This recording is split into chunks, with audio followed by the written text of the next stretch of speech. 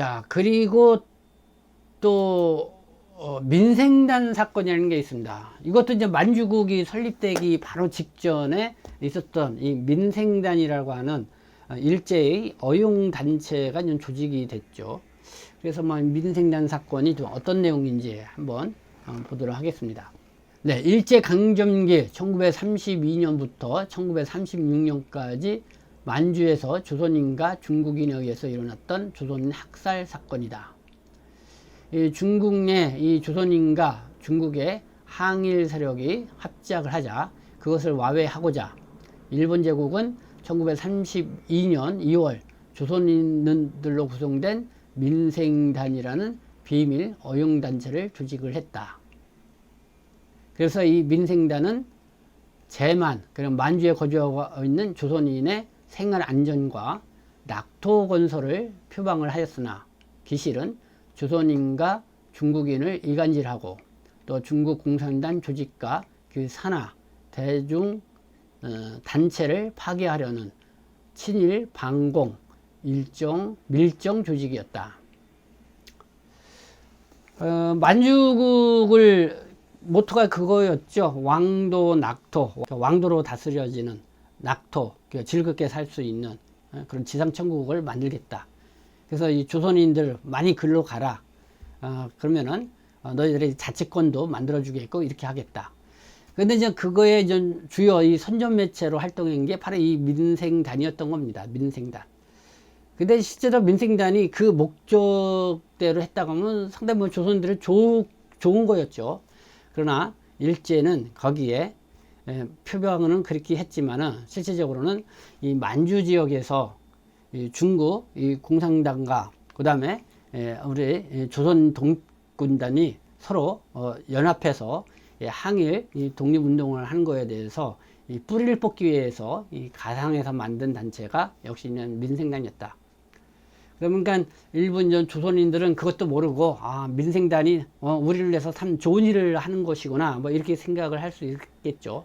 그래서 어쨌든 뭐 반갑게는 만지해 줄 수 있겠지만은 그러나 일제는 거기에는 이런 밀정을 심어 놓는 검은 이 그림자가 있었다.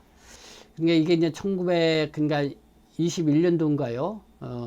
그러니까 자유시 참변과 비슷한 그런 상황들이 또 다시 이렇게 벌어지게 된 건데, 뭐 요걸 한번 보도록 하겠습니다.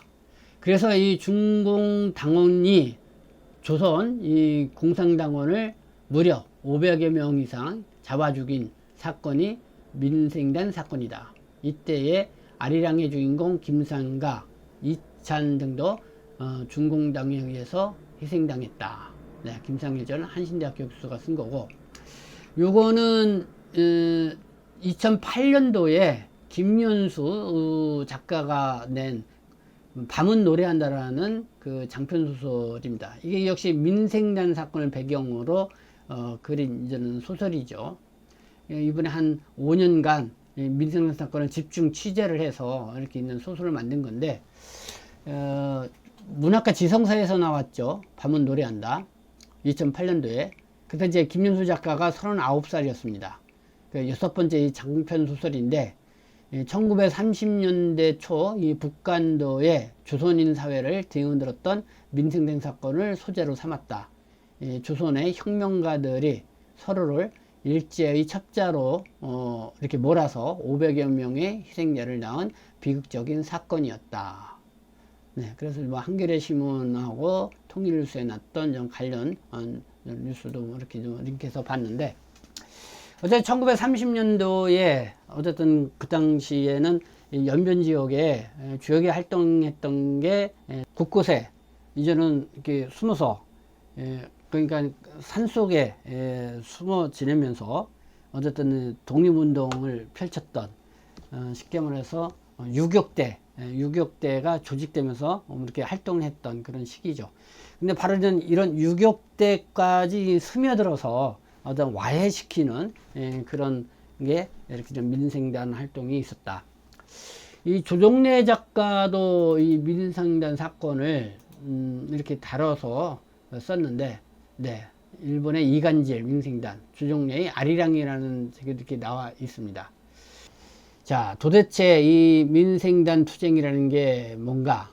이 학습이 끝나고 나서 이 노병갑은 홍한섭에게 조용히 물었다. 네, 민생단에 대해서 이렇게 알려주는 대목입니다. 그래, 자네가 이 지휘 간부로서 알아둬야 할 일이지. 그러니까 말이야, 만주사변이 일어나고 만주국이 세워지기 직전인 32년 2월에 이 조선에서 용종으로 건너온 이 친일파 김성호가 외놈들의 이 사주를 받아서 이 경성매일신보 부사장 박선윤 또 광명희의 정사빈 등과 연합해서 이 민생단은 것을 조직을 했네. 그 단체는 겉으로는 조선인들에게 간두자치를 내세웠지. 그건 외놈들이 만주에 사는 조선 사람들의 생명과 재산을 보호하기 위해서 만주사변을 일으킬 수밖에 없었다는 이런 주장과 일치하는 거지. 그런데 속에 감춰진 목적은 북한도에서 이 공산주의 운동을 교란시키고 파괴하자는 거야. 다시 말하면 민생단은 대규모 밀정 스파이 단체였지. 알겠나?